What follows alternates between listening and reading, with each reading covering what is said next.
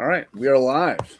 What's going on? Welcome to a sprint with Collins Corner and random guests. How's everybody doing tonight?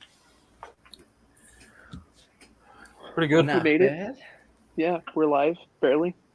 I ate a grocery store cake and I feel dehydrated for some reason. like a piece or like a whole cake? Oh, a piece. I don't hate myself that much. That's funny. Like a sponge, it absorbed everything. Basically. I'm not going to tell you how much of the cake I've eaten before, but it was my birthday cake. Oh, nice. Nice. Happy Oh, happy birthday! That was like a week ago. Too late. So you're telling me you're eating week-old grocery store cake? Is that? Yeah, the dehydration is starting to add up, actually. Oh, that's funny. What kind of cake was it? Just a chocolate cake with that, that flour Yep, frosting. So Nice. yep. I know exactly what you're talking about. How's it going, Matt? I think I sent you a link.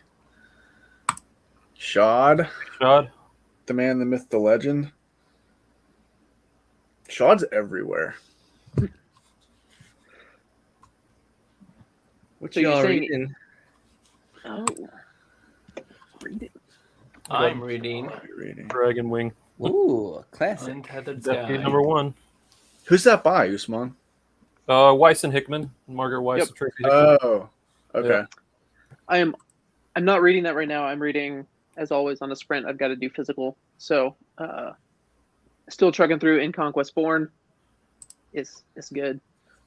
Nice. But I'm listening to Dragon Wing. I've been listening to that on my commute, and it's pretty good so far. I'm like 4 chapters in. Yeah, I like it so far.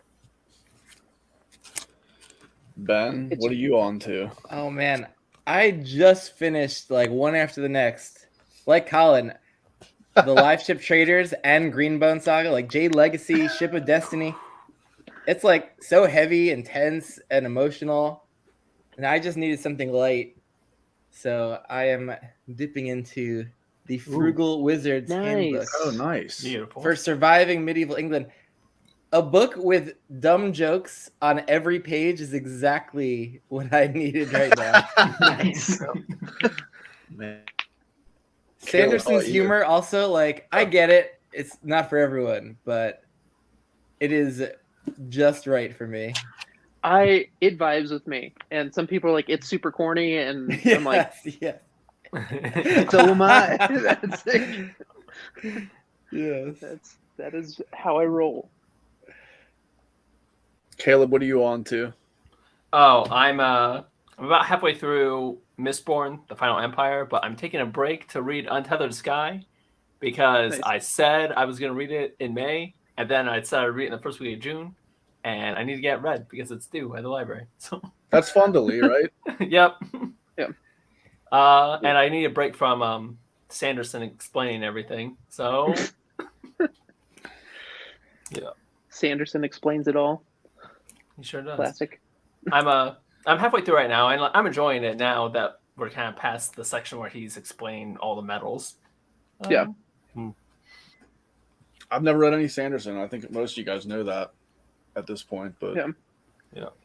Yeah, The Final Empire is my second try with Sanderson. Well, second try with this book. I read Elantris way back when, and then I fell asleep listening to the audiobook for Final Empire. So this is my first honest try.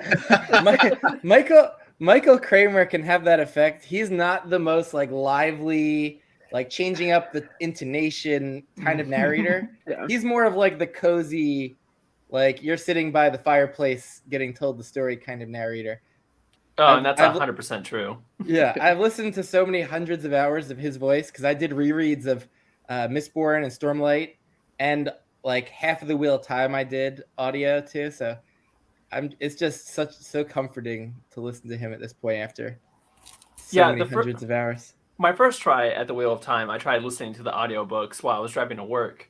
And I really enjoy Michael Kramer's voice. But boy, howdy, like when you're listening to like 45 minutes of backstory on the world, I was like, this is a lot. I feel like I need to be reading this book. Yeah, no, doing that hybrid really helped me.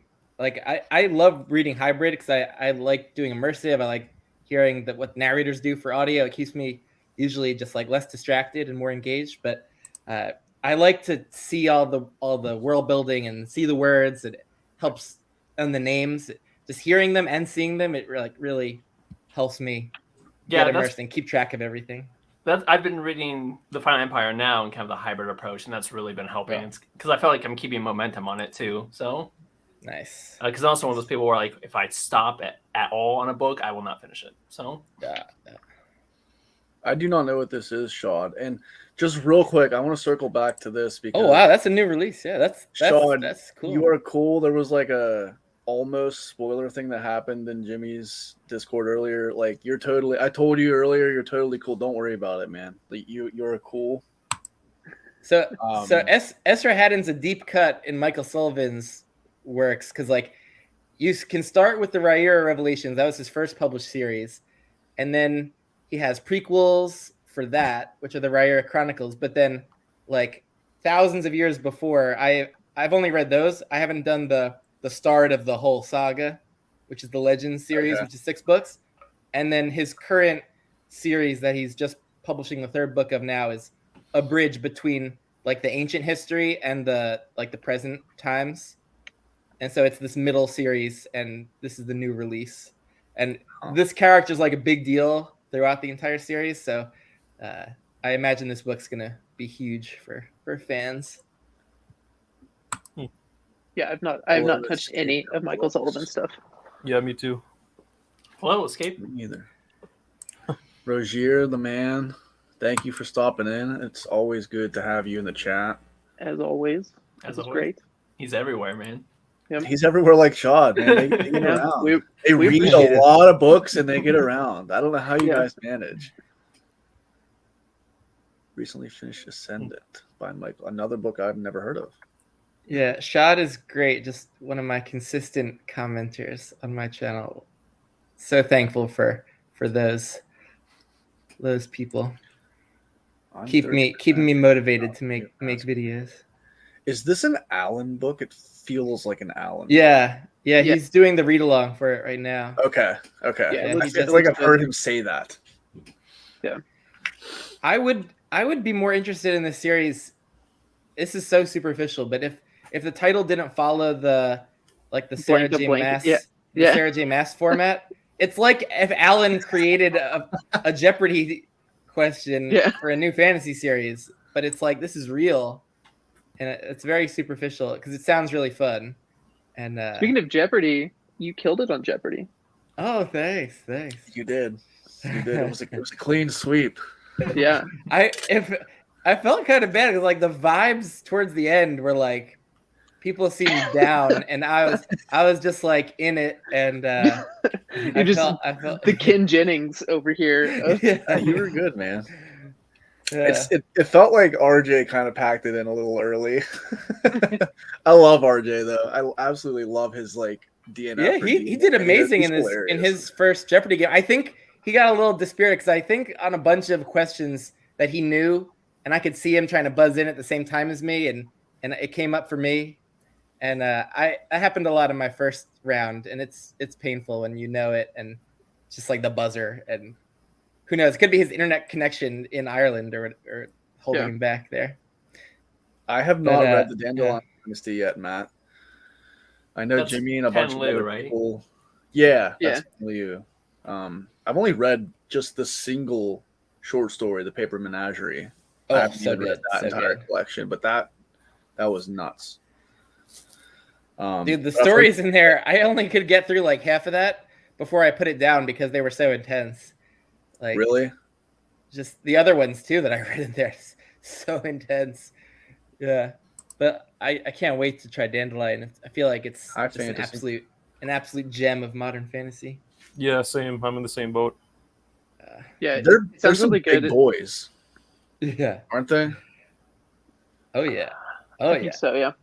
Love it. I love it. I say it's one that I've put off reading a little bit just because I know that it's Yeah. like a little heavier. Yeah. and yeah. then what I'm typically in the mood for. So I'm like, I'm gonna wait until I'm Yeah. more in that mood. So Yep, exactly. That's what happened with me in Live Ship for like 3 years since I read Farseer. I knew Yeah. it was going to be heavy, and they're big boys. That I put it off, I kept on putting it off, and finally just loved it. Time came. Colin pushed me into the buddy I- read. Got me to I read it. cannot finally. wait. I cannot wait to talk about this. I I haven't I started have book 3. nobody. I just feel like I can't talk to anybody about everything that's going on in my head right now, and it's driving me insane.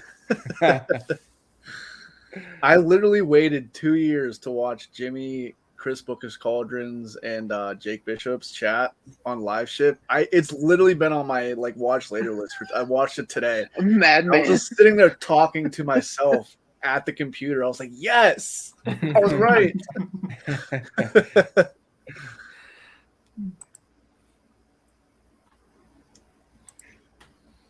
I don't want to watch those other live chats though, because I imagine there's just like spoilers for other stuff like about Amber that I wouldn't be getting right now. It's fine. I'll be able to talk it through with you, but Yes. I always am worried with spoiler chats with people who have read beyond like where I'm at, because it's like super difficult to not give away anything of what you know of later on, just unintentionally. Just Yeah. yeah. Like I could Wow, never second do a Wheel of favorite Time all-time. chat and just talk about Eye of the World.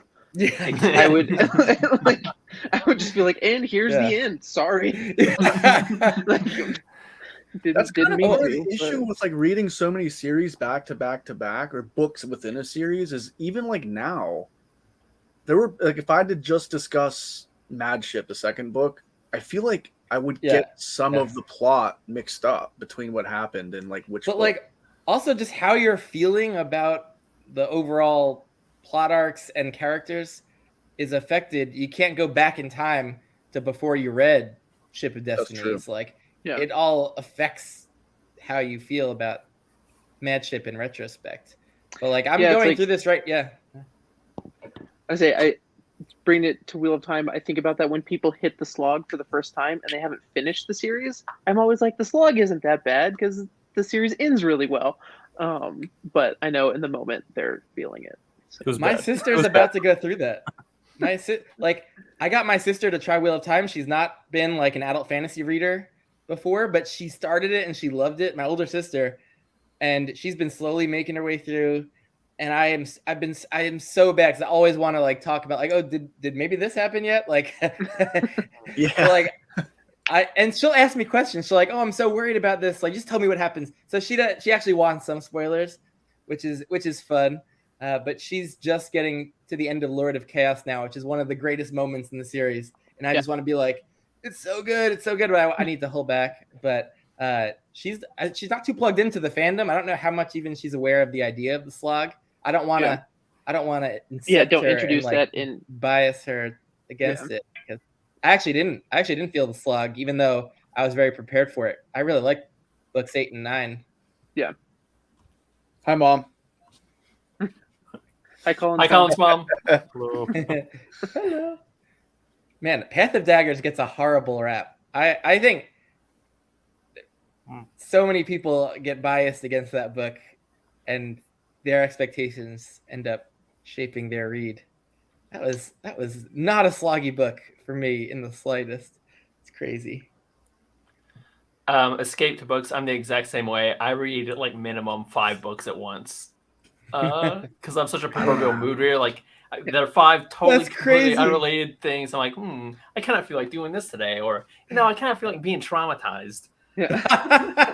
I love it. Like I can only read one at a time. So like if I'm not in the mood for tense family drama and I'm stuck in Live Ship or Greenbone, it's just like I gotta just go through it. I can't. Right. Usually once I get to like the 50-60% mark in a book, I'll be like, okay, this is the one book I'm reading for the next like few days. But usually I'm just like trying everything out until I like settle on that. That's crazy. I love it. I love how we have Man. such variety of reading habits. I am gonna be dipping into this guy. Ooh. Ooh. Oh, nice. Yep. Couple days the arc- early. Roger's I might reading be- Archive Undying. I am also reading that occasionally. What's that? What's It that? is. I was gonna show you my arc, and then I realized that my arc was such an early one that it didn't even have the cover on it, so it would Oh, do nothing wow. for you. But it's a new. It's like a mech, like sci-fi kind of book. It's pretty cool so far. I'm like 4 chapters into it. It just came nice. out yesterday. Oh, nice. You got a physical arc from Tour? Yeah. Oh, cool. Um, How do you get a physical arc from publisher? Do you actually just email them or contact them? Work at a bookstore is the word. So Oh, I have reps. What's up? Oh. I have reps for all the publishers, so I can just ask them for whatever I want, and they send it to me. And lucky. sometimes they're like, I can't give you an arc, but I can just give you an early published version of the book if you want that. I'm like, yeah, please. Yeah, Archive Undying is probably one of the ones I'm most excited about. Like once I heard like mech, I was like, sold. It doesn't matter. It doesn't matter. I spent my entire. Hopefully you weren't just sitting backstage for too long, Fantasy, because I just realized that I had to scroll down to see you. No, I just showed up. Okay.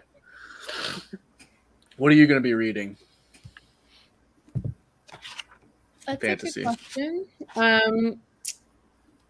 That is a good question. I'm trying to think. I'm going to be reading Lines of Al Rassan in the next couple weeks. Ooh. Oh, nice. Are you hearing that echo? No? Mm, I don't really hear it. a little not bit, no. but I got headphones in. Not so. like badly.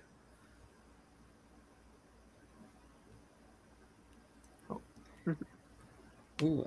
I really want to try GGK. Yeah, The Lions of Al Rassan. I think a few of us are reading that in September. So Yeah. Ooh. Should be Oh, fun. maybe I should jump in. yeah, Be for my sure. my first one. I like historical fiction and love fantasy, so the mixture of the two seems. I seems think maybe you're powerful. really I think you're really gonna like it. Having Ooh. seen enough of your Yeah. your taste, I think you're really gonna enjoy them. Oh, I like to hear it. Yeah. I've read 4 of his, and Oh, every single really? I one didn't even know you'd read that many. has been really GTK good. books. Yeah, I read Tagana first, then I read All the Seas of the World. That's actually his newest one, and it takes place in the his kind of big world that a lot of the stuff takes place in. And then I did the Sarantine Mosaic, and I just finished that up a couple months ago. That was the thing that I did Sarantine Mosaic and finished Greenbone Saga at the same time. So I had my little moment of wow, these are 2 of the best books I've ever read at once. So does GGK have his own multiverse too? So he has this one world, and that a lot of his books take place in, and they're just different time periods, because he'll pick a time in history in our world and then say, well, I'm going to do that, but just a quarter turn towards fantasy is his deal. So he's got one that's more Spain, one that's more Italy, and he kind of they're different eras. And so Seems to be All the a seas- Viking and English one too. yeah. So Oh. definitely Europe, Northern Africa centric for the most part, it seems like. And then he does have one series that is Chinese history inspired, I believe. But I don't know if that connects with the other, with the rest of his world. I'm not sure on that one. And then he has a few various standalone things. Tagana is a standalone, which is why a lot of people recommend that as a starting point, because you're not hooked into a huge world. Okay. Huh. Good to know. Colin, I see you're All turning right. to something lighter after Yeah. after live ship. Yeah. I'm kind of worried about my July TBR because I didn't realize Gardens of the Moon was as small as it is. It's not small, but it's 660 or something. And then Fool's Errand, the first book in Tawny Man, is not long compared to other Hobb books either. Yeah, It's yeah. also 650. So I've got those two. And then I also joined Jake over at the Bookish Drummers Battle of the Bands readathon, the second one. So we're just gonna see what happens. Yeah. I don't know what I'm gonna get done, what I'm not gonna get done. Are you I'm going to a- focus on the prompts and kind of choose your books through that, or are you just going to pick whatever you want to read? And This will work for one of the prompts. This Yeah. will work for one of the prompts, and also some of my read-alongs. And this will work for one of the prompts because one of them is to like read a book that you believe the series will be finished someday. And I know that Mike hasn't finished this yet, so I'm just going to use this one for that. And I forget what the other journey prompt is, but I'm just going to focus on my team's prompts and worry about the other ones if I have the time to do that. Yeah. What exactly is this for now? I was out of the room. A readathon on the Bookish Drummers Discord, the Battle of the Bands one. Okay. I'm on actually. Nala is heading one of the teams, the Journey Gotcha. team. So yeah, and I'm on Green Day. you guys are I probably don't have going to win. I don't have time for that. So all these readathons. I'm a captain. I'm a captain in the Keymark readathon with AR Withams Oh, that's right. Discord. Oh wow! It's a Spiffbo 9 summer theme, but you only really have to read one Spiffbo 9 book to get all the points. But that's why I was actually looking at becoming a druid. I picked that up on ebook to read for the summer. So I'll also, just like at a complete coincidence, also going to overlap on that one with you. Yeah, Matt me too. I'm said there's a excited. couple faces he doesn't recognize, and we did kind of introductions. But if you guys just want to shout your channels out real quick, we failed at intros, honestly. we talked about it. If you guys want to just give a brief intro, like what your name is, your channel talks about, then we can actually start reading. That would be cool. Usman, All right. you want to lead us Yeah. off? I'm Usman. My channel is Bards and Books. I talk, mainly about fantasy books. I like a lot of darker fantasy, grimdark, that kind of stuff. But I read all kinds, and sci-fi and other stuff too. And I also talk about like music, mainly metal music, but a lot of like fantasy-ish music. So yeah, that's me. Rob? Robert channel is Punk Rock Cereal Bowl. I read again mainly sci-fi fantasy, and I do talk about comics and stuff as well.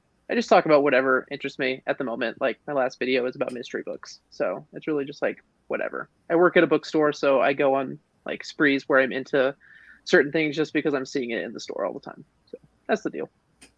Cool. Fantasy? Fantasy Awash. My channel is Fantasy Awash. It's very easy to remember. I do mostly sci-fi fantasy, a little bit of fiction as well. I have my master's in classical history, so I like to add Greek and Roman stuff onto my channel and do video essays occasionally. So that's kind of my thing. Awesome. Ben?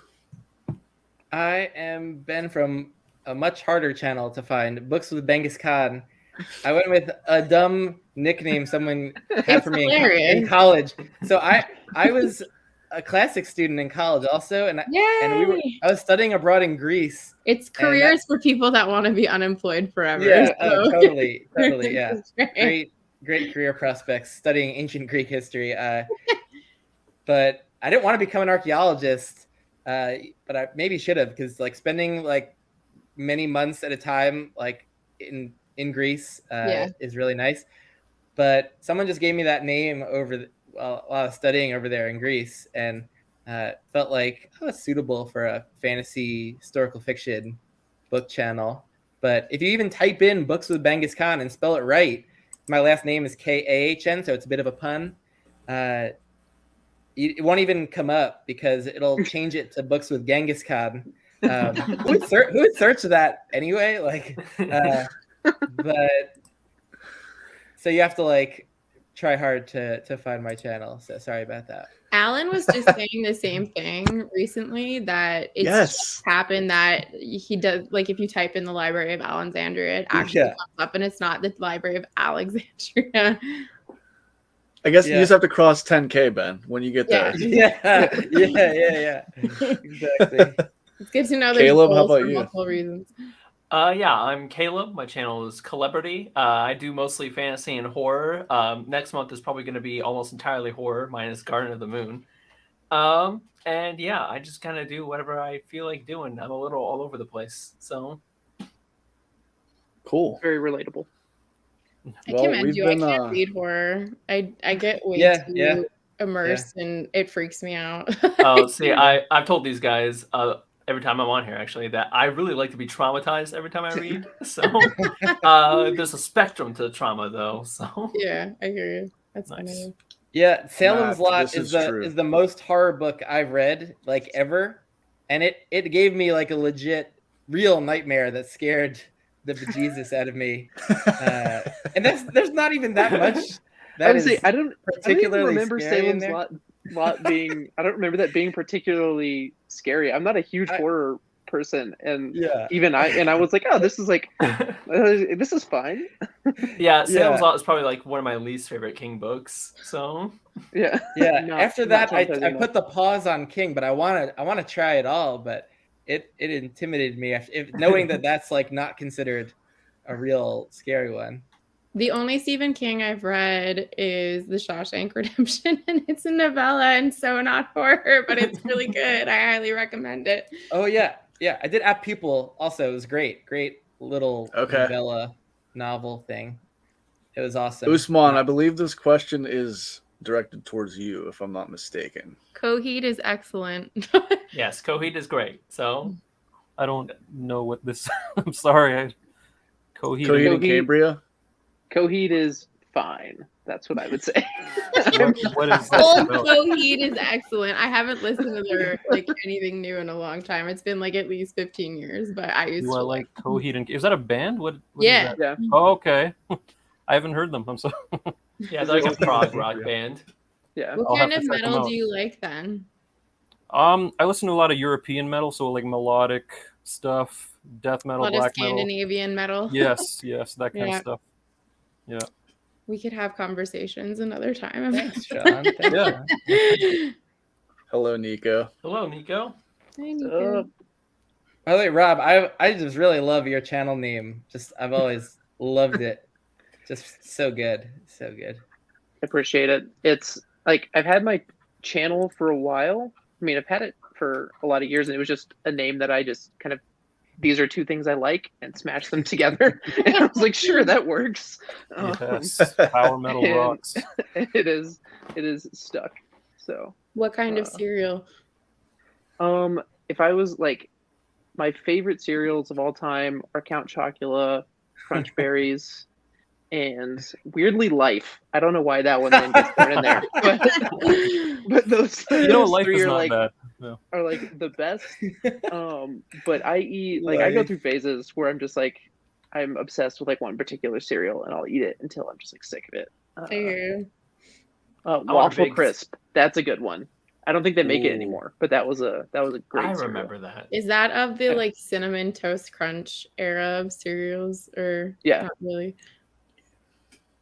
Yeah, when I think of We're, Waffle we're a Crisp, big I think Crave of the household. the Oh, 90s. I love Crave. In Canada, we had limited stuff compared to what you guys got in the Yeah, it seems US like for it. cereals and Yeah. stuff. Like I'd see all these commercials for like all these amazing cereals as a kid, and you're just frothing, and you're like, "Oh, that's so good!" Yeah. And then you'd go to the grocery store, and it would be like shredded wheat and raisin Yeah. bran, and you're like, "Well, this is garbage." At some point, I just remember eating cookies in a cereal bowl, like Cookie Crisp. Like, Yeah, is that not the most ridiculous thing? that was ever where came my out? mom drew the line. Like she was pretty. She let us eat a lot of like sugary cereals, but she was like, "We're not doing Cookie Crisp." That was like purely and only if I had it at a friend's Like, house. can we also talk about how all of these cereals had cracked out mascots Oh yeah, as their 100%. commercials? Yeah. Do you guys remember the Honeycombs mascot? Yes. Yes. I Yeah. don't- Or the Cookie Crisp was like a dog that just went Cookie Crisp. Was it Trix, that like crazy The rabbit? rabbit? Yeah, yeah. Yeah. rabbit. That one, yeah, that was creepy. Yeah. Oh, Oreos. Yeah. Oh yeah, the Oreo cereal. Yeah, That's a throwback. Mm-hmm. yeah. I think I said it in Discord, but I've been toying with the idea of bringing a cereal themed rating system to my channel because I don't do star ratings. but I love might it. start doing cereal themed. what would Rating. be like a 1-star or 2-star cereal? It's got to be Raisin Oh, you got to be Bran, right? careful. Whoa, Yeah. whoa, whoa! I like Raisin See, Bran. that's the thing Sorry. is that like I don't talk about books that I don't like. Is like Yeah. kind of my thing. Is that I'm just like I Grape just don't do it. So like it's like Great. all cereal is great. Maybe I'm like sorry if you're being Is serious. this Grape Nuts was actually- the first thing I thought of when you were like 1-star cereal. It's like grape. Is this actually the name of a cereal? Yeah. How many layers of clearance did this have to get through to make it all the way to the shelves with this name? Oh man. Rob, What do you think? You guys want to read? Yeah. Yeah, Yeah, let's You guys do want it. to do a little we bit of do. reading? Probably got to get a little bit of reading in. There's a I reading spell. say you want to go till 05? Is that Wizard? Oh, you got your copy. Yeah. I'm still waiting Look. for mine. This is one of my favorite color schemes I've ever seen on a book. Royal blue with gold embossing. Oh, I gotta say, Yes. like, I'm excited to get it, but I'm like, it's not gonna be anywhere as pretty as Tress, because Tress is just the prettiest book I own. it's true. It's true. They're both amazing. I love this blue. I love it. Poor Nico. These faux leather books too feel great to They're hold so and read nice from. to hold. Yeah. Like in my review of Tress, I spent the first 2 minutes legitimately just praising how nice it was to hold. them. Yeah. Oh yeah, I felt the same. I felt the same exact way. I just subscribed to your channel. I gotta go back and watch that Tress review. I love Tress. I love Yeah, it. it was my like biggest surprise book of the year. Loved it. Yeah, that book is incredible. Cool. All right. Let's go till 05, and then I will try to awkwardly make some noises whenever that's over to recall you It's guys an ASMR. back to the video. All right, we'll see you guys in half an hour. All right.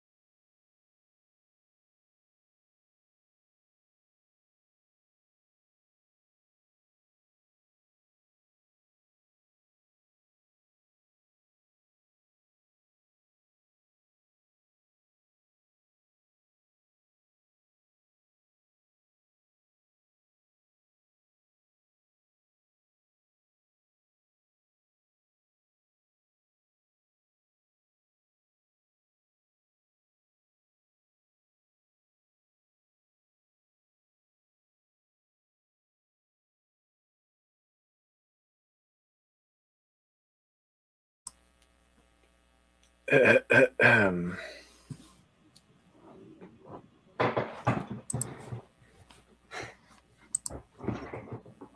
my god, Sando is cracking me up here.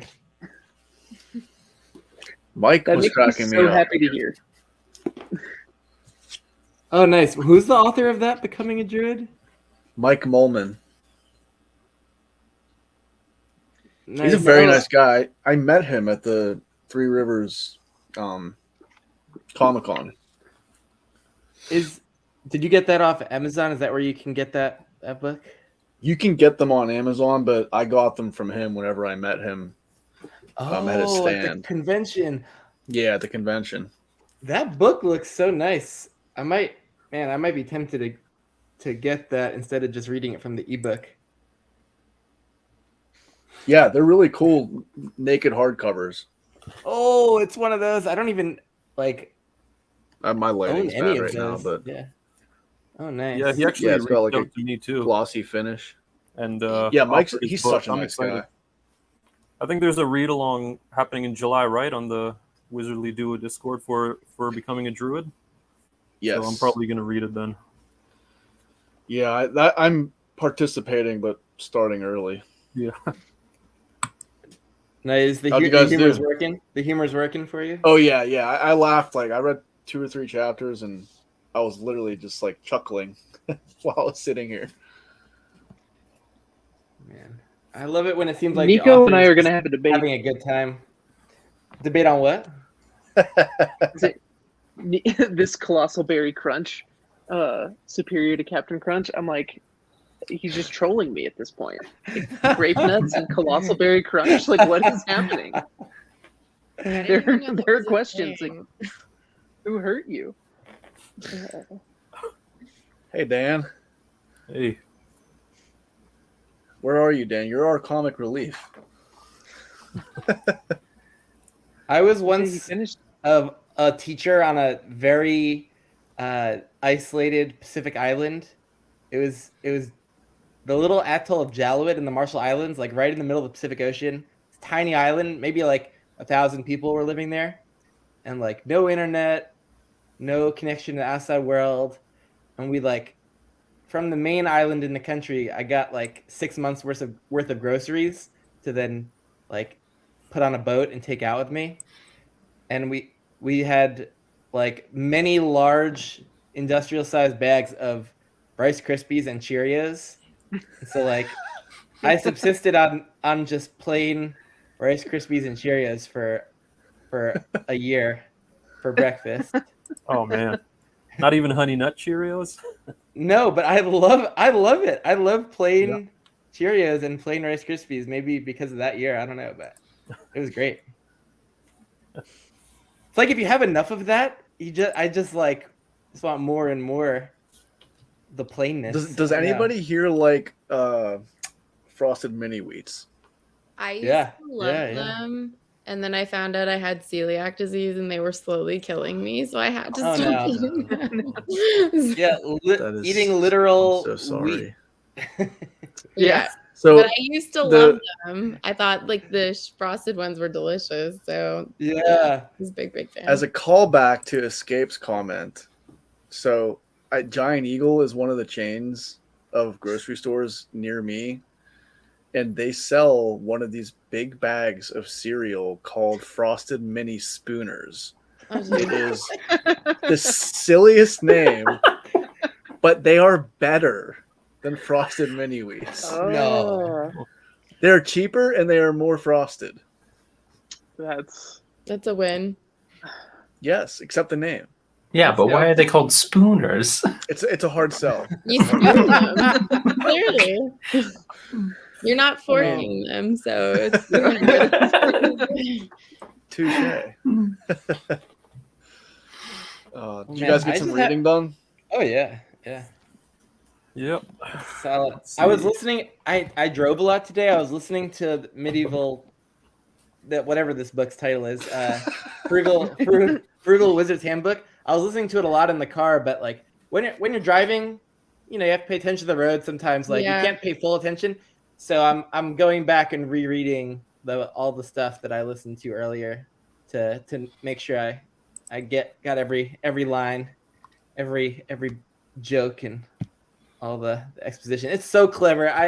I know for whatever reason, the groundswell of reaction, the immediate reaction of people reading this was like Not so great. negative, but Yeah. it is so up my alley for like clever, tongue-in-cheek, like near future sci-fi stuff. Like before reading a lot of fantasy and sci-fi, I read some George Saunders stories, and this really reminds me of those where it's Oh, like interesting. and George Orwell's or no Ray Bradbury's story Sound of Thunder as well, like that like Yeah. time travel stuff where it's through a company and there's like this satire of like advertising and like marketing along with this like time travel adventure. It feels like almost classic like that. I'm just loving it so far. I'm excited to read it because I actually really like Sanderson's humor.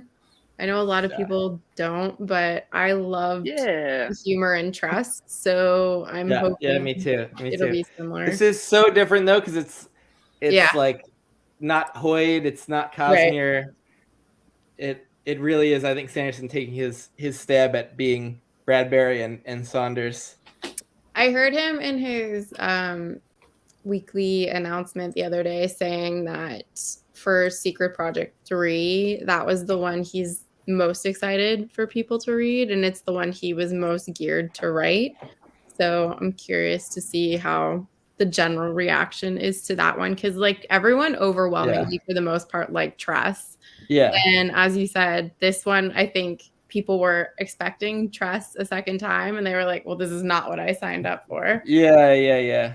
I'm curious. But I read all the preview chapters, so I knew like exactly what to expect from every book. Okay. So this just delivered like exactly what I was expecting from Well, the that's great. beginning part. And the third one, oh my god, like the premise of the third one is so cool. Yeah, for I a haven't Cosmere read the book. chapters, but I Yeah. understand like the baseline premise. But I'm not gonna say anything for people. Oh, that I'm are- really looking forward to that one. Yeah. I know nothing about it, and it's not out of a desire to like avoid spoilers. It's just me being lazy and having not looked up anything. And I didn't back the Right. Kickstarter, so I didn't either. So I'm buying them independently after like they become available. So I'm at the tail end of receiving all of the books. But apparently the third book, they already have all of them. So those ones will be shipped out substantially faster than that's good. others have been.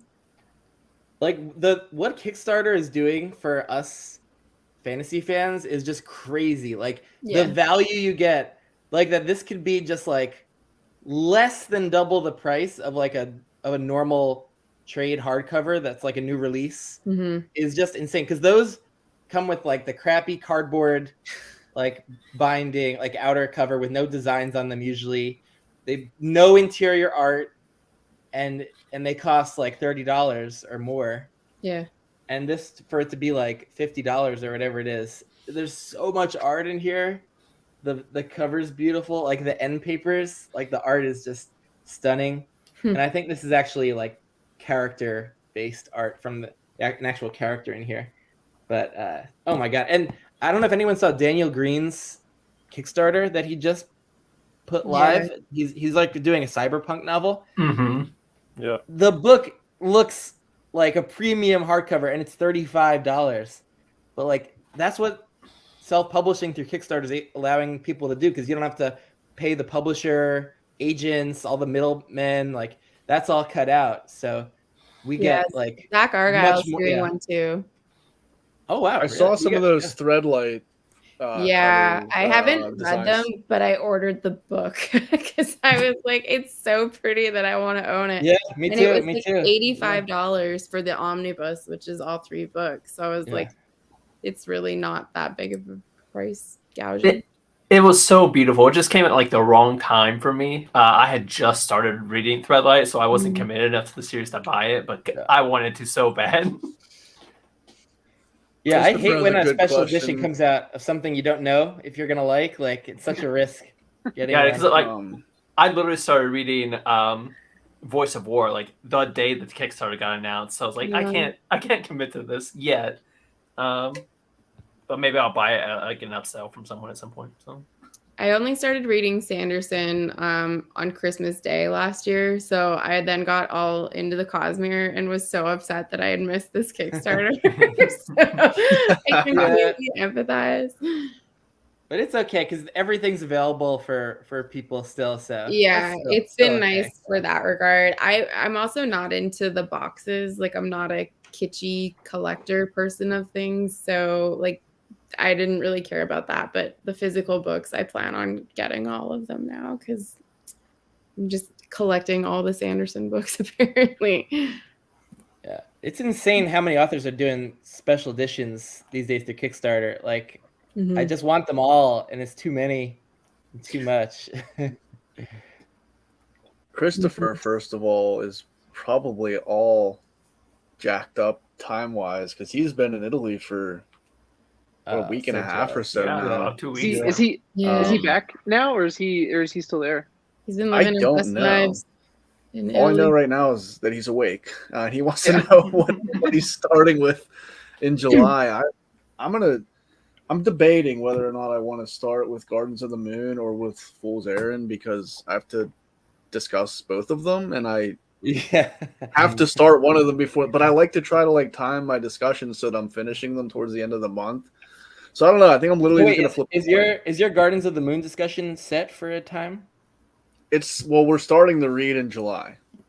So But, like, yeah, we so- don't have a date picked for when we're going to talk about it though. No. Oh, But I think I'm that'll probably- be my first read for July. nice. Are you also starting Malazan? Yeah. Yeah, that's Oh, how like most of us kind of got connected. Is I think Colin maybe mentioned it in one of his videos back in like February, and we were like, all right, let's do it, and all of us were like, we need 4 or 5 months prep to get into, Oh, man. into Malazan. So I have we're all- book we're all one, but starting I've it. done none of the prep, so I feel like I can't No, jump. you don't need prep. You don't need prep. Just like be drowning in the deep end. That is what Yeah. Gardens of the Moon is supposed to be like, and it's definitely it was easier to read than I thought because the actual just like prose is not particularly dense. I could tell like what's going on and who's in the scenes and the setting are really nicely described, but it was just like the overall world building context is not handed to you as straightforwardly as it normally is. So it's just like, what's going on here? We're So in the I middle of this war. I had no idea this was like a complicated book series. Or in February, I think I went to Barnes and Noble and was like, I'm treating myself to a game where I'm gonna buy all the books I can carry. And I picked up Malazan and I picked up Gardens of the Moon, and I was like, well, this looks fun, and just tossed it on my pile, and then like looked it up later and was like, oh, this is like a big thing apparently. Whoops. Yeah. Oh man. I'm so- honestly, yeah. I'm expecting that I'm gonna read Malazan and be like, oh, this isn't as bad as everybody says it is I in hope terms not. of like Yeah. in terms of complexity. I feel like it's probably gonna be overblown, or maybe I'm gonna feel like a huge idiot. But I hear Well, people read from like the sound- spreadsheets and stuff, and like there's all these like PowerPoints, and I'm like, this is an assignment. yeah. Yeah. Overwhelming.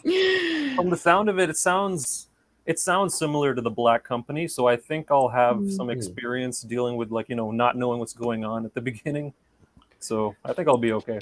Yeah, the first time I read it, I found that because I didn't find kind of like what Ben said, it's not dense. It's not like you're trying to read like a whole history book to get through chapter 1. But once you just kind of suspend your disbelief and you just kind of accept everything the book is telling you, it's fine. So Yeah. it's actually really cool. So Oh man, it's so cool. So many people are starting that journey. Like I'm nostalgic for my start of it. I binged the whole series along with like the novels of the Malazan Empire by Esselmont. So like I for like half a year was just reading Malazan only. That was before I was started my channel. It was like I was so immersed in that world for so long.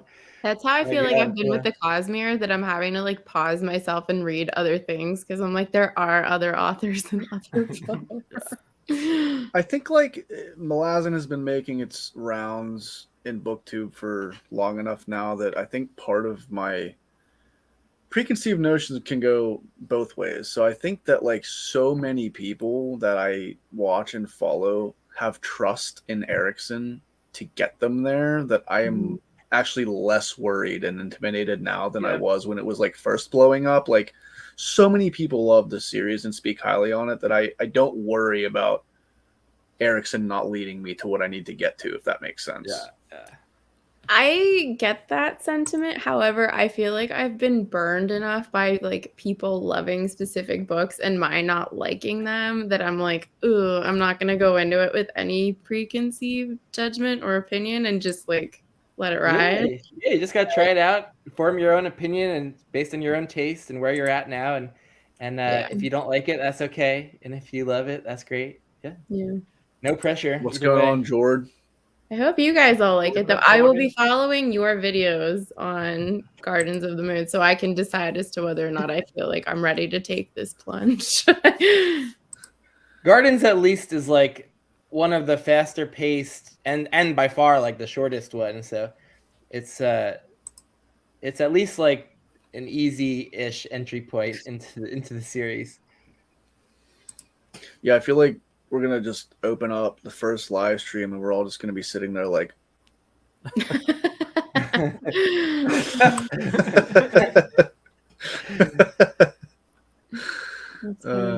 like the beginning of that book is just insane. I can't wait to reread it, like just with more context, because like some books, like they're not that dense in terms of understanding the context and what's going on. And it's like it's not like you reread it and it's a completely new experience.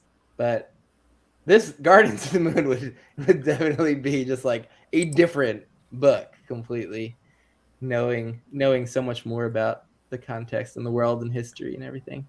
But that first time through, and that first act of that book, man, it's crazy.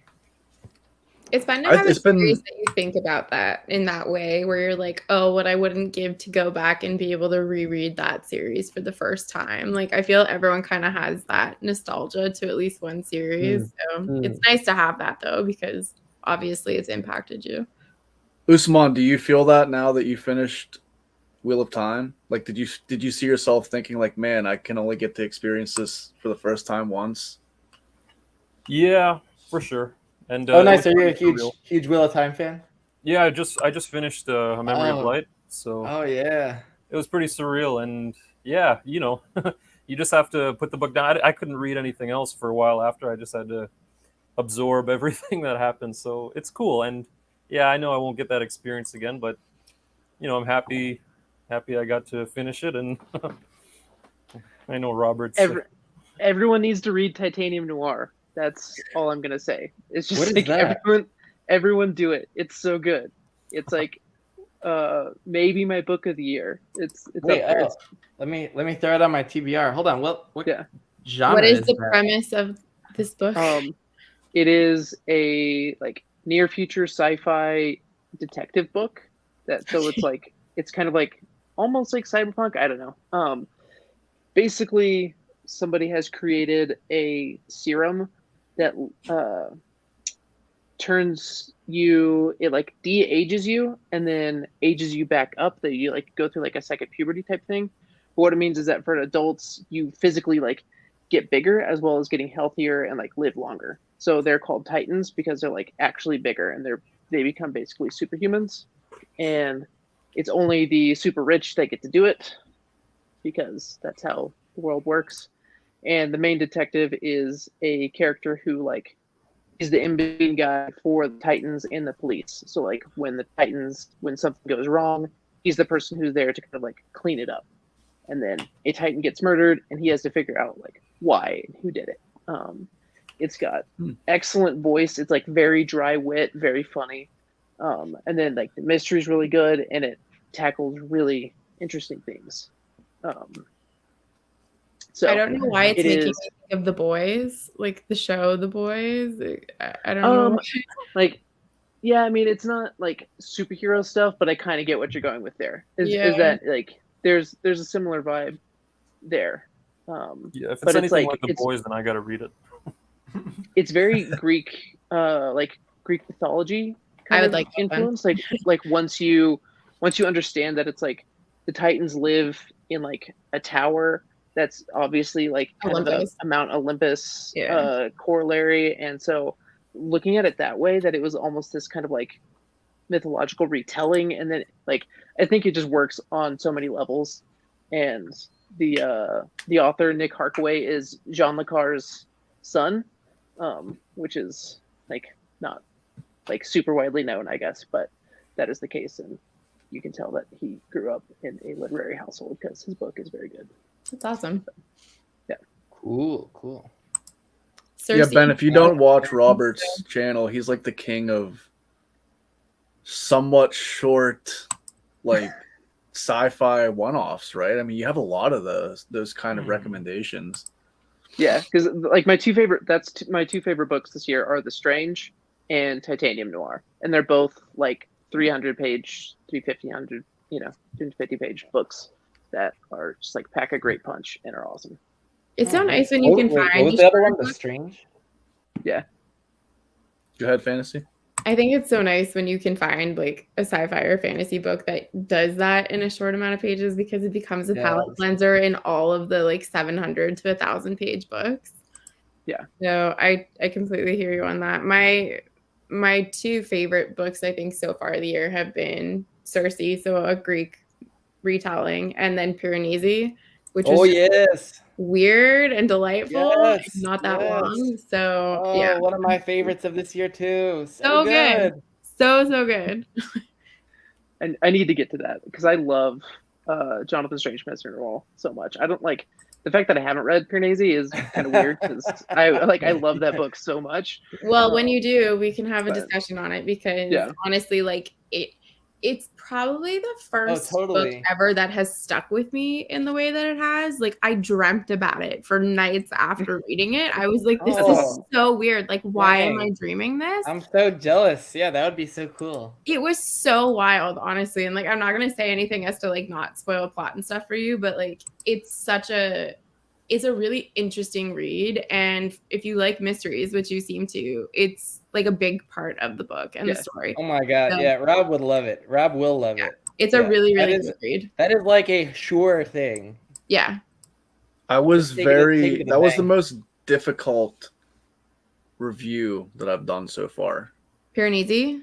Yes, because so much of that book, the enjoyment of it for me hinged on the mystery element. Mystery, 100%. Yeah. I think I read it over 2 days, and like every 30 minutes I would go up to my husband and just be like, I think it's this. I think it's this. It could be this though. And he's like, I haven't read it. Like, I don't know. And I would just be like spewing thoughts at him. But I also yeah, love the narrator. I loved the narrator character. Just Mhm. I just couldn't love that character more. The mystery, the setting, yeah, all of it like was the really- writing was so crisp and like evocative too, Mhm. like, but in a really understated way. Like, Rob, just take that to the bank when you need a I five. know. Yeah. When you need oh wait, what's one of your cereals, like when you need like a Fruit Loops. I don't know if that's one of yours. No, I mean, are we going palate cleanser, or like when I just need something that's gonna blow my brain? Yeah, like It's- honestly, the combo of that. Yeah. It's one of Okay. those things that like it was so delightfully surprising in that it ended up being as great as it was, because it was one of those things like you look at the plot and you're like, okay, like this sounds fine. But then you get into the crux of the story and you're like, no, this is so much better than fine. Like this is amazing. And yeah, it's perfect. Okay, so they make a series of Fruit Loops that has marshmallows in it. That like I don't know if they do it all the time or if it's just like special edition. So I was like, that sounds like Fruit Loops with marshmallows in it, because Fruit Loops are like pretty good. And you're like, okay, I think I know what I'm getting into. And then you get marshmallows in there, and you're like, oh hell yeah! Like I this mean, is isn't that like sort of Lucky Charms though? Like, what would be really the difference between these two? no, because Lucky Charms, the not marshmallow bits are just cardboard. Like That's true. Yeah, Non-marshmallow. Let's be real. General Mills probably owns all of it, and they just keep making spin-offs Fair of their enough. own cereals. So we've got Fantasy's favorite read of the year. We've got Robert's favorite read of the year. Usman, what was your favorite read of the year so far? So far it's probably Renia. What's that? It's a self-pub book. Renia is by Carl Forshaw. I love the So- cover. Yeah, no, it's a nice one. It's kind of like a darker fantasy with some mystery elements too. It's so good. I actually I'm gonna include it on my wrap up and TBR video. But Oh wow. man, it was easy 5 stars. Like the way he's crafted this is so well done, and the prose is just it's perfect. It's the story, everything is awesome. The characters, the world, every aspect of the world I love. So it's cool. Yeah, I definitely recommend it. Nice. Okay. On the TBR, like it the problem is there's so many like trad pub books that I want to get to because like I stopped reading fantasy and sci-fi like from college for like 10 years, and that was a big I'm the mistake same. because like now I'm trying to catch up and I'm trying to do like everything from every era and catch up on all of the like pillars of the genre and the modern genre and go back in time too, like, and to add in all of the like the flood of self pub into the mix that's coming out in the last bunch of years, like it's so overwhelming to just process all of the just like the fantasy, not even thinking about like including Yeah. sci-fi or Mhm. other genres. It's too much, but it's great because it's just like you can find like your perfect niche books that are hitting the spot at a certain time. For sure. I'm in the exact same boat. I got burnt out with reading from grad school and then just like didn't touch books for years. I was like, I'm just going to play video games and watch TV and that's going to be it. But now I've got this plethora of 5-star reads because I've been able to like dive into all of these amazing books that have been coming out over the last 10 years. And I'm like, oh, I'm probably not going to have years as good as this one going forward. But there is such a plethora with all these self-published books and authors that you really could honestly Just have keep great keep years. that train rolling. I thought the same thing actually, like when I got back into fantasy with the Cosmere and Mhm. was like, I'm like, I need to find other stuff that I love just as much as this. And then I got Dresden Files and loved it just as much. Found First Law, loved that First just Law as is much. it for me. Yeah, I have a video Faithful- coming out tomorrow about my Then love of tried- First Law. Tried Faithful in the Fall and be like, oh my god, this is amazing. And then I realized, okay, I'm not just like Sanderson fan. There's all this amazing stuff out there just within in like modern Mhm. adult fantasy and different flavors and types of writing and you know then just branching out. There's like just keep that train rolling. You could have amazing year after amazing year. Now I'm like 5 years into my adult fantasy journey and I'm just like amazing book after amazing book, like A Song of Ice and Fire, Live Ship Traders, Greenbone Saga, like recently. Like answering my favorite book this year is like impossible. Too many. And Caleb? yeah. I was Yeah. just gonna say, like, as you get reading more and more, you just get better at picking books as Yeah. well. That it's like you can just kind of tell. I don't think that one's really gonna be for me, and so you Mhm. just end up like, yeah, I mainly read bangers. Like that's just what I do. It's like I just Yeah. read good books because I pick books that are gonna work for me, and I try to branch out every once in a while. But for the most part, it's like, no, why am I going to waste time on something that I can obviously tell is not for me? I totally agree, but I will say something I've done this year that has worked out well so far for the most part. I haven't read a description of any book that I've read. I've gone in completely blind. So it's been Yep. kind of fun where it's just been like I pick up a book and I'm like, no idea what this is. And then I get into it. And I know that luck is going to run out sooner rather than later. I'm like, they're not all going to be successes and they all haven't been successes. But for the most part, I feel like I've had a really good starting pool. But I do think that will come sooner rather than later, that I'm going to be able to be like, no. And I'm going to start reading descriptions more often and discerning what it is I actually want to read. Yeah.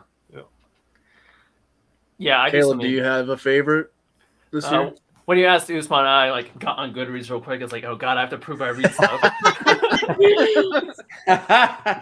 But yes, I do have a few options. I'm a little torn because I'm worried that one of them is recency bias. But the recency bias pick is Assassin's Apprentice. Ooh. Just because it's my first time reading the Farseer trilogy, so Ooh, I just got to the end yeah. of it. I was like, oh, That's such a good one. Yeah. I was at like the 75% mark, and then last week I was like, screw it. I saved like 4:30 in the morning finishing it. That's what Hobb does. I don't think I've finished a single Hobb book at a decent time. They're all Too true. That rings that like getting close to the end of these last couple live ship books, like 200 pages left, like approaching midnight, being like, Yeah. I cannot stop this. Like, are you kidding me? Yeah. There was literally a moment last night where I had it, physically holding the book. I was like, oh, I got this. There was like 79 pages left, which is a lot of reading.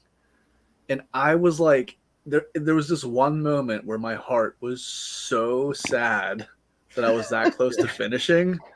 Ooh, yeah. But I was also so happy because I was like, I can do this. And I didn't. I ended up finishing it this morning.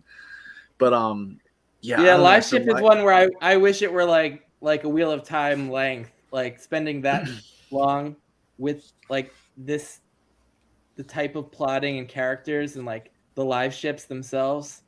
Like I was sad that one had to end at 3 books.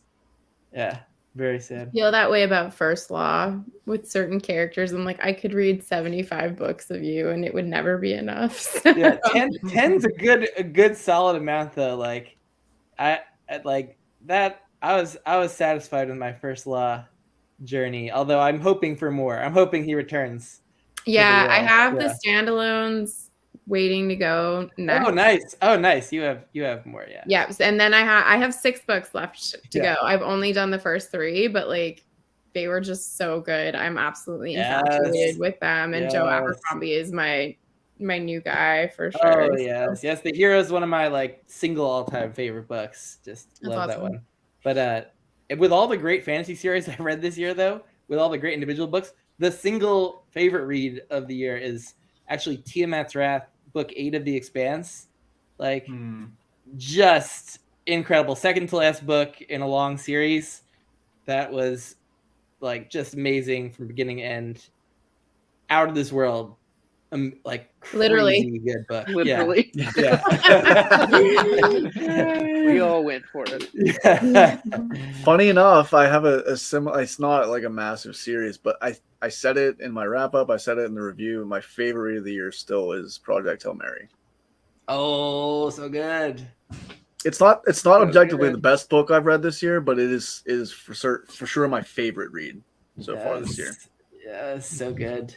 I feel like, because I like Project Hail Mary, I feel like I kind of shot myself in the foot because I read The Martian, and then like 6 months later, Project Hail Mary came out, and they are very similar. Yeah. You don't want to do those too close to each other. So like, I feel like I might try it again in like 2 years. Did you read it or do the audio for Project Hail Mary? I did the audio for The Martian, and then I read Project Hail Mary. Oh, you should reread Project Hail Mary with the audio. Oh, okay. I've heard the audio is the way to go.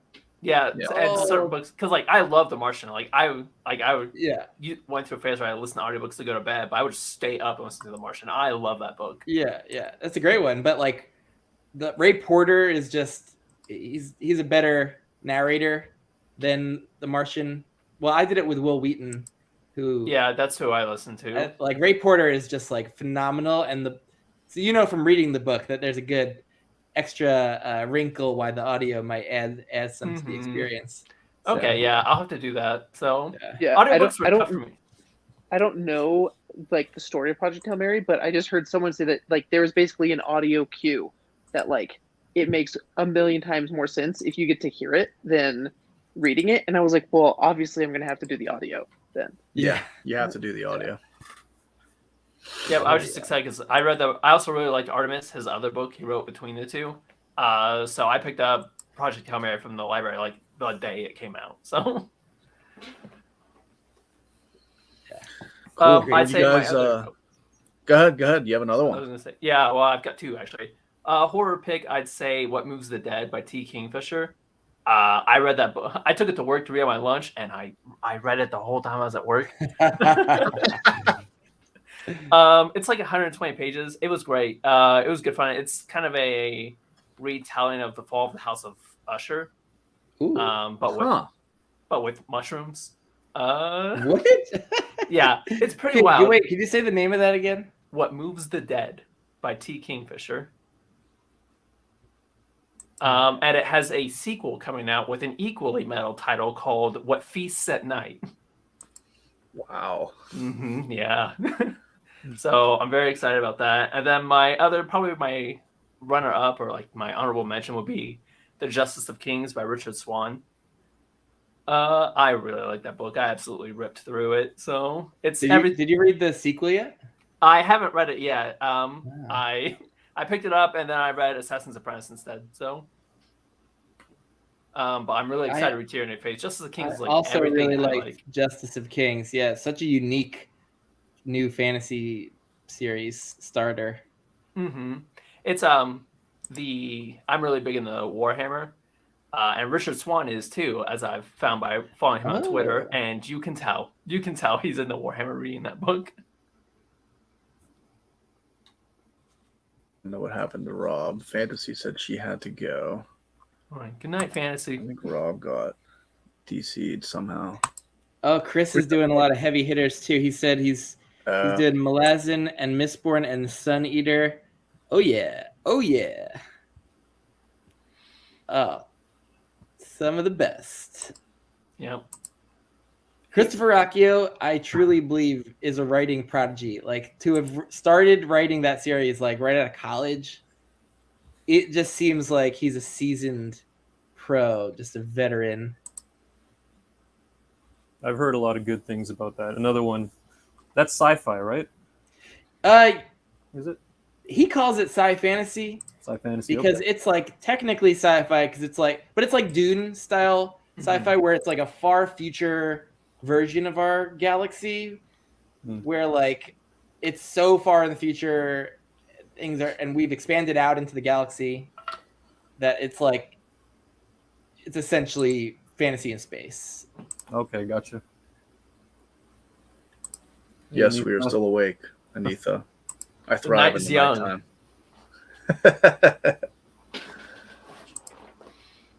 You guys want to do another sprint? We've been talking a lot. Yeah. Jeez, Colin. Let's see. Let's do it. What time is it? We'll do so what, 12? We'll go to Eastern. We'll go to 15, I guess. We'll just have to continue making new banners. We always start at a different time. All right, we'll go till 15 and we will reconvene. All right. Talk to you guys soon. Yeah.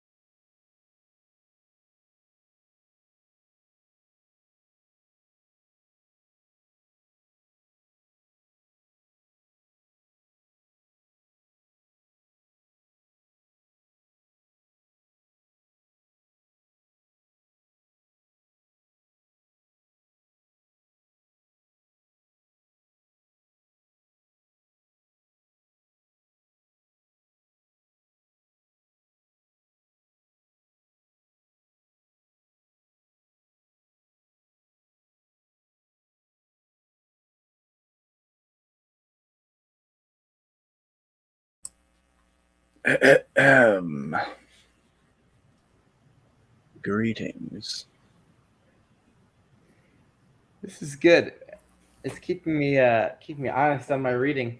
When it gets late, I can just get distracted and start just chatting on Discord or whatever. Yeah, I don't know if I have another one in me after this, but Yeah. No, I like doing these sprints and hanging out with people. I always end up getting new book recommendations, and Oh yeah. like you said, it's a lot of times I'll like want to break while I'm reading, and then I'll pull my phone out, and then it's just game over for the night. I don't get any more reading done.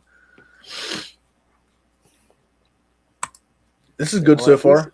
Usman, where are you at? Are you in the Eastern time zone like us? I'm Pacific Standard Time, so 3 Oh, hours nice. behind you. Not too late, yeah.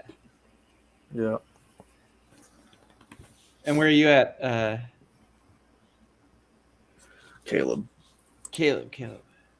Wait, you're muted. Oh, you're muted. I'm in Indiana, so Eastern time zone.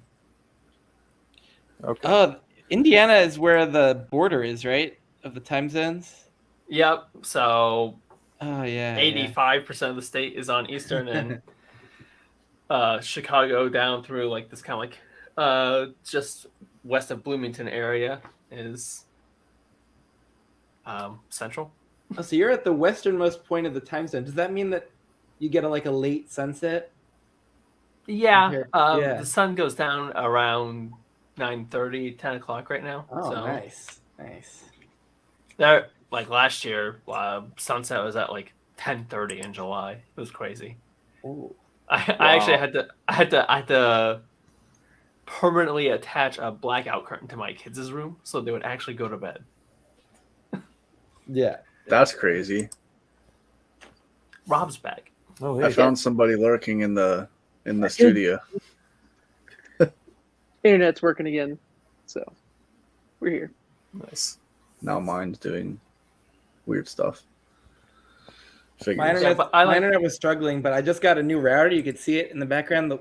The new router here, like it's making a world of difference. The one I was using before was like 10 years old. I didn't realize that was an Yeah, issue. big Oh difference. wow! But Yeah, I we like Did you get these- some writing done, Robert? I did. Yeah, I wrote like 3 or 4 pages. It was great. Nice. Nice. Nice with your fancy handwriting, right? Yes, with my horrible handwriting that you can all see. I'm sorry, you physically wrote? Yeah, That's awesome. I'm attempting to go the Neil Gaiman route and I see. write this draft by hand. Does he That do was that with so all his cool. drafts? Yeah. I didn't know that. I would Yeah. get absolutely nothing done ever. It's I just- it's nice. I've enjoyed it. I mean, this is only like day 3 of writing like this. But Oh, it's so cool. I've been liking it. So cool. I just learned today because I watched Sanderson and Dan Wells like YouTube chats that they have while he signs stuff, Mhm. and Dan Wells like was incredulous that Brandon writes his books like lying down on the couch. Like he apparently props his laptop up on like as he's lying down, and he's like, I hate sitting at a desk writing. Like, why? That's so uncomfortable for me. Why wouldn't I be lying down doing it? And Dan Wells like, I enjoy sitting up at the desk typing. But In my freelancing days, that's how I would write. Is I would be like propped up on my couch, like leaned back, just with my iPad. yeah, that's comfy. It's comfy. I'm a fan. Ben, I think we're outnumbered as non-writers, if I'm correct. Yeah. In Oh, this. is Usman a writer too? Yes, on and off. I am working on something. Oh, it is so interesting. Yeah, it feels like a majority of like SFF booktubers do have like a writing hobby on the side. Yeah, I am happy and satisfied as a pure consumer of other people's creativity. I don't have a single ounce of desire to throw my hat in the ring on that. So it's great. I love everyone's desire to do it because they're providing me so much enrichment and stories. But yeah, Dang, let's see. it's awesome. That was 2 chapters is a nice sprint. Yeah, It's a nice sprint. if he's if they're still working on Archive Undying, those chapters aren't like super long, but the beginning of that book is like, I'm assuming probably the whole book is like, it's kind of weird. So it took me a while to get through those chapters. Some of the Hob chapters are, I mean, so we talked about this a little bit last time, but like a lot of times I will just stop in the like middle of a chapter if I'm like beat. I don't know if that's weird. I can't But- do that. Really? Even if you like, because I mean, sometimes I'll like flip through, and if it's like a 35 page yeah. chapter, I'm like, I could make it like 15 pages, but I'm not making it 35. And then in my brain, I'm like, well, that's still 15 pages more than I would have read if I just didn't do anything. So I usually will read it. That's why you guys need to start reading 5 books at once. Because I was like, I definitely don't have a 40-minute Hob chapter in me, but I could read this 10-minute Self Hob chapter. Oh, that's brilliant. That's brilliant. That's a good way to do it. Mhm. Colin, your ability to stop in the middle of chapters is going to come in handy with Steven Erickson because he Is has some like novella length chapters in the series. This yeah. book reads pretty quickly. I don't know if you can. There's a lot of spacing in between the lines, Mhm. which is interesting coming from these mass market Hob books that are just Yeah. like, they're literally like just compressed words on a page, and I'm like, it takes me a while to get through a lot of the Hob like chapters because I underestimate how long it takes to read the pages. Yeah. Wait, you told me that you got the mass markets of Malazan, right? Yeah, I've never Oh, even man. seen any of the hardcovers. Like I peruse Goodwills and Salvation. Oh yeah, Armies don't and stuff, try but don't try for hardcovers, but the trade paperbacks are often available. Like I think some of them are still in print. Even a lot of the trade paperbacks, those are so much more comfortable for me to read for the Malazan ones. Like I gave up on the mass markets in book 4 because like yeah, I don't even know how some of these are ridiculous. like it just wasn't comfortable for me to read. Like I don't like it when the writing's too close to the middle of the binding, and you have to All like the Hounds. Yeah. I bought this brand new at Barnes and Noble with the spine already cracked. Yeah, it is a brick. ridiculous.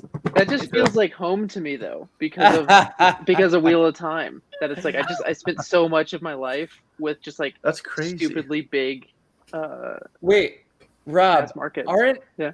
the old Wheel of Time mass markets are great, but the new tall skinny ones are an atrocity because they put the writing so close to the middle binding you can barely read the end of every single line. I don't like the new That's ones. how the Discworld books are. Mm. They're exactly like that. I Yeah. hate it. It is so bad. Whoever designed that, we need to go back in time and prevent that catastrophe. This is why I like reading on Kindle, just because I don't have to worry about stuff like that, and I'm not intimidated by the size of books. I don't pick it up and I'm like, oh. Hey, Colin, how far along are you into becoming a druid, and how are you liking it? Because I plan on reading it, but I know absolutely nothing about it. All I know is I love druids, so that's. But how are you liking it? So I started at 0 in the sprint, and I've gotten to page 42. Okay. It is funny. It's written in first person, Okay. so you're getting Graham, I believe. It's Grahme is the main character's name. I'm just saying Graham in my head, but it's really funny. He's got like he's a bit of a difficult student to his druid lords that he's learning from. So he's got a lot of like quirky remarks and stuff like that, and it's gotten me to chuckle a few times. There's a lot of names going on, places mentioned, stuff like that, but it's a lot of fun so far. It's basically he's been training to be a druid for, I guess, 15 years. And there's like members of the druid lords that like are adamantly against him actually being named a druid because he's this goofy, sarcastic guy that people don't take seriously, but he's got like inanely like he's very talented naturally. So there's some that believe in him, and so that's kind of where I'm at right now. He's going through his training, and I'm really enjoying it. The writing style reads really easily, and the humor has been the standout thing so far, I would say. That's good to know. Yeah, I just started Untethered Sky on this sprint, and I'm already halfway through it, so that feels pretty good. I need to read more. What do you think? I'm enjoying it so far. I really like stories that center around animal companionship, so like trying to bond with an animal, and that's been the first half of the book. So, I wouldn't say I like it as much as Jade City, but I'm enjoying it. No, it's so different. It's a very different style too. It's not even trying to like be doing the same thing. It felt. Is it in the same world or no? No. It's its own. Totally it's its own little standalone. It's like it has this almost like Fable-esque quality to it, but it's kind of set in an alternate version of Earth, like an ancient like India style setting. I feel like. Yeah, like. I was kind of getting like a India or like South Asian Yeah. vibe from it. It's about a woman raising a giant hawk, basically, to hunt manticores. So yeah, like the society they raise these wild birds to be barely like domesticated. They're like giant hunter birds that people kind of bond to and then like go out on hunts with. They don't fly on the birds, but they kind of tag along with them and direct them on the hunts, because there are these like man-killing beasts that like are these big terrors in the land, and only these giant birds can kill the manticores. So it's like this duty that these people have to bond the birds and go on hunts with them. It's nothing like Greenbone. It was very much like a coming of age identity exploration kind of focus. So like my understanding is that it was like something that she had, I think, written before Greenbone, and then had that kind would of make shelved. sense. Yeah, And then that would make sense. Yeah, it felt like it didn't feel as complex or as deep in a lot of ways. Like it that makes sense that it would be an earlier.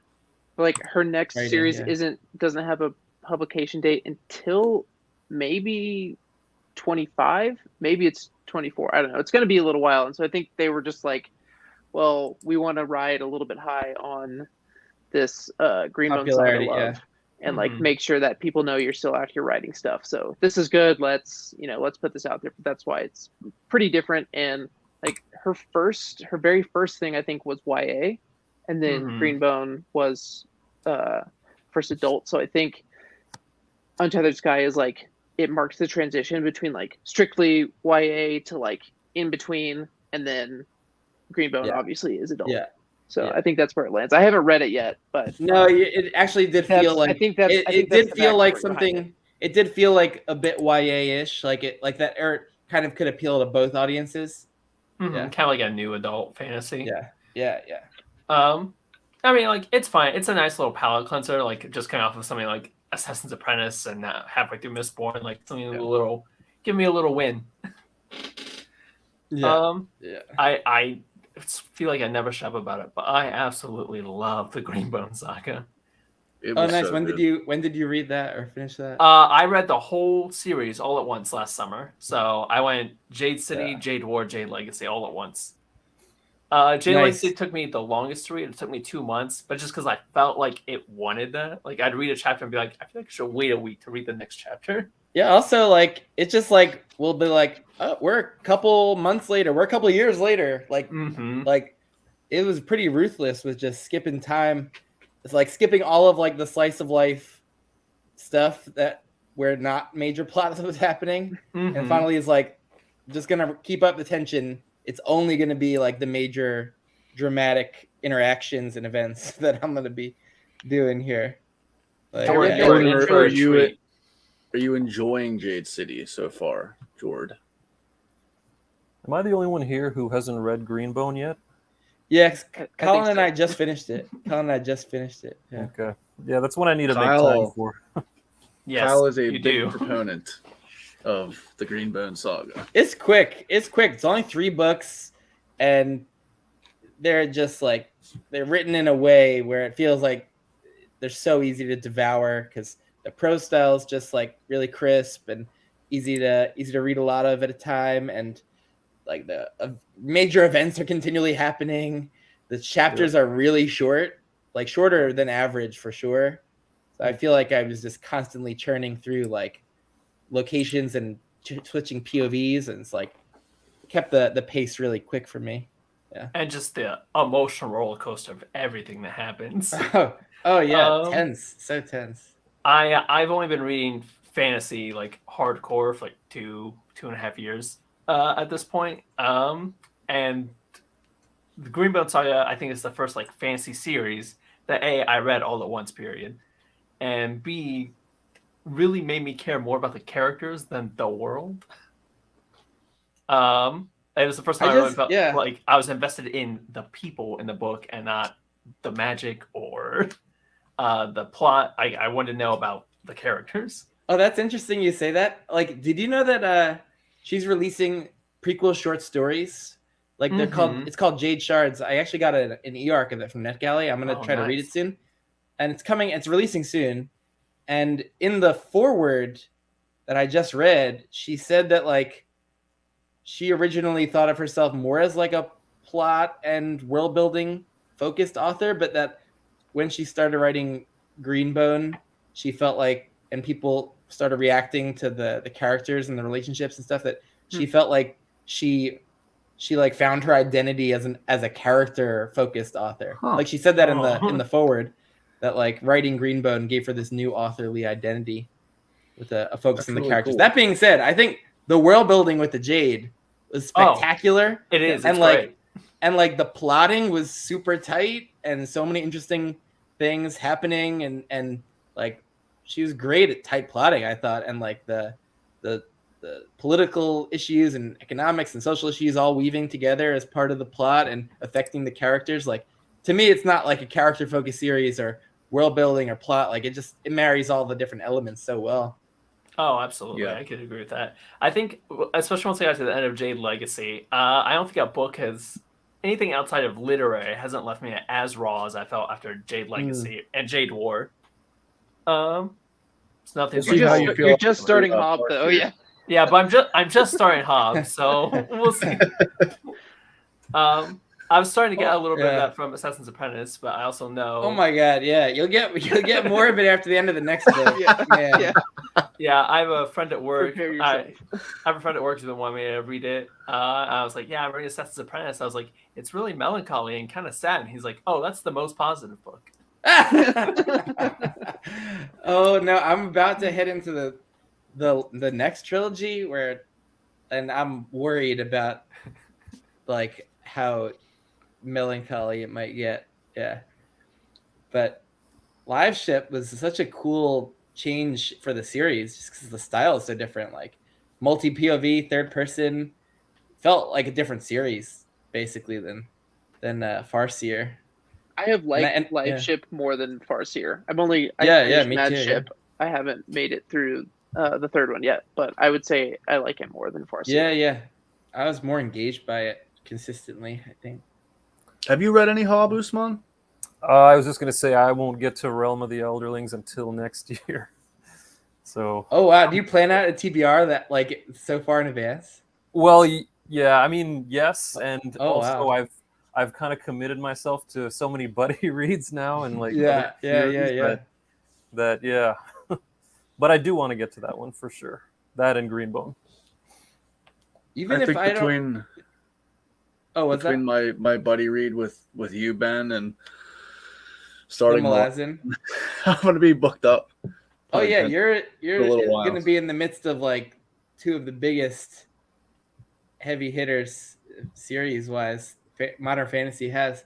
But like I've always taken, since I've gotten into adult fantasy, I've wanted to try out all the really popular ones, even if I don't feel like they're going to be for me. Like, just it's now that I've read so many of them, I can engage with like when people mention Greenbone and Live Ship and Farseer. It's nice when you start to read more of those popular ones, just because you have those shared context with everyone in the fandom.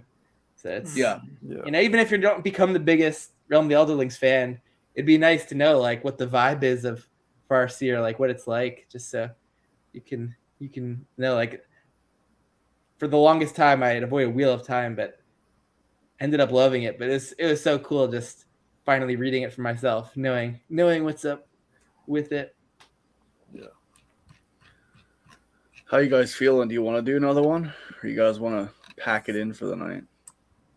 I'm gonna have to call it. I gotta get going here, but this has been fun and chatting with you guys and getting some reading done. Yeah, I'm headed Yeah, off to I'm- bed. Yeah, I'm I've thinking got, of I've got a calling little it as tap well. tonight. Yeah, you East Coasters, like, what's wrong with you? So many things. This is like the bottom of the list. Man, Yeah, Like- this is off kilter for me. I'm usually at much later than this. When I was in high school, I went to a doctor because I wasn't going to bed until like 4 or 5 in the morning, and my mom eventually just took me to the doctor to deal with it. And he basically just said I'm on California time, so I was like, so I have jet lag, and he was just like, sure. Funny story. I've always been like a night out as well, and it was grade school. I think I was in like second grade, and my mom walked upstairs to me at this is like 1:30 in the morning, singing the Star Spangled Banner out loud in my bed, in basically just avoiding going to bed. That was the method that I chose. That sounds like my son. That's very relatable. there should be like, I feel so bad for like true night owls, like people whose circadian rhythms aren't in line with like getting up early for school and or for work. Like we should have a completely separate parallel society for like people who want to be on a later schedule. This sounds like the beginning of your writing journey, Ben. All you Like night there's- owl freaks, you need to go somewhere else. Yeah. We don't want to see you. We don't want to hear about you. There's like All right. there's like the normal day school and then there's like the night shift. It's Daywalkers and nightwalkers. Yeah. We just created vampires. Well, the night is young, but unfortunately, I am going to have to call it. But I want to thank all of you for hopping on. This has been a blast. Thank you, everybody in the chat. If you are here and you, for some reason, have not checked out Usman, Caleb, Robert, or Ben, please go check their channels out. They are all amazing content creators, and I appreciate their friendship and getting to meet them and come hang out and do fun stuff like this on BookTube. So thank you guys all for Well coming. said, Colin. yes, Yeah, thank you. Thank you. Thanks. All right. See y'all. We will do this again. Have a good night, guys. Peace.